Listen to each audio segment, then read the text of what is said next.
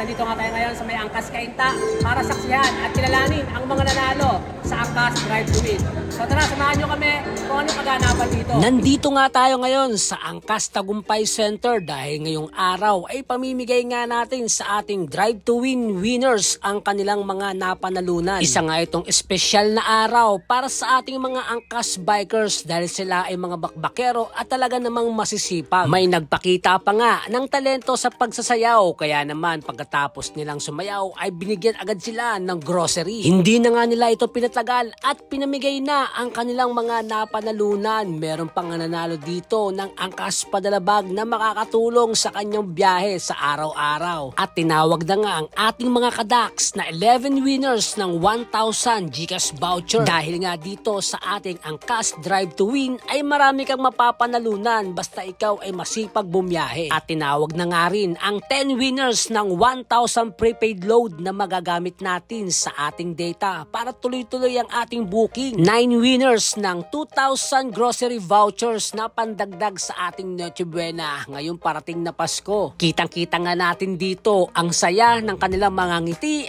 at ang slap ng kanilang mga mata dahil nga sila ay nanalo. 8 winners naman para sa Flyman Motorcycle Tools na makakatulong sa ating mga biyahe dahil nga dapat ay lagi tayo may mga tools kapag tayo ay lumalabas dahil mahirap nang masiraan sa kalsada para iwas abala at hindi masayang ang oras natin. Tuloy-tuloy lang ang pamimigay sa ating mga kadaks dahil nga sa kanilang sipag at tiyaga sa araw-araw na biyahe kahit na umuulan o mainit ang panahon ay hindi ito binabaliwala ng ating mga kadaks. Meron ding nanalo ng mga brand new helmet na magagamit nila sa bawat rides at 5 winners ng Casio analog watch kung saan dito ay makikita nila ang tamang oras para hindi naman sila malilipasan ng gutom sa oras ng peak hours dahil marami nga tayong mga customers. Meron pa ngang 4 winners ng 5,000 shopping spree na magagamit nila sa kanilang mga groceries na pang-araw-araw. At ang iba nga ay sinama pa nila ang kanilang mga asawa dahil ito nga ay very supportive. 3 winners naman ng 10,000 shopping spree. Grabe, palaki na ng palaki kaya naman marami itong paggagamitan na pangangailangan natin sa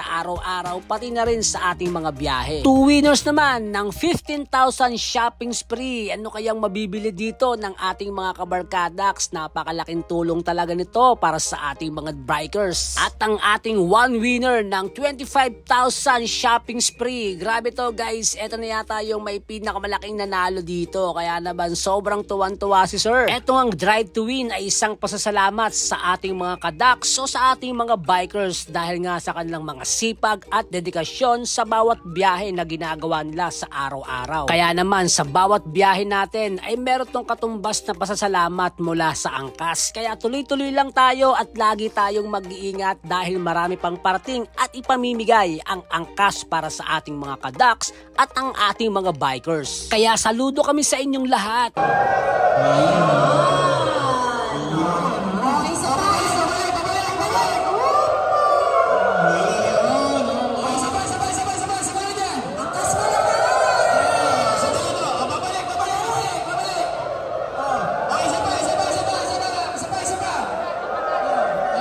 After ngang ipamigay ang kanilang mga napanalunan, syempre hindi natin pababayaan na magugutom ang ating mga bikers kaya kumain muna kami lahat dito. Nagkwentuhan at pagkatapos syempre bakbak na naman. Ganyan lang naman ang ginagawa natin pero ang kagandahan talaga dito ay bawat bakbak natin, bawat biyahe natin ay may katumbas nga itong raffle entry na kung saan ay mas marami kang ride ay mas marami kang tsansang manalo sa ating Drive to Win. Kaya naman maraming salamat kay Angkas sa patuloy na suporta sa ating mga Angkas bikers na kung saan kami ay nag-ride, bumabiyahe at nananalo pa ng mga katulad nito. Kaya naman maraming salamat sa iyo Angkas. Kaya na nga mga true friend, nakita nga natin ang ating mga Angkas bikers na nanalo dito sa Angkas Drive to Win.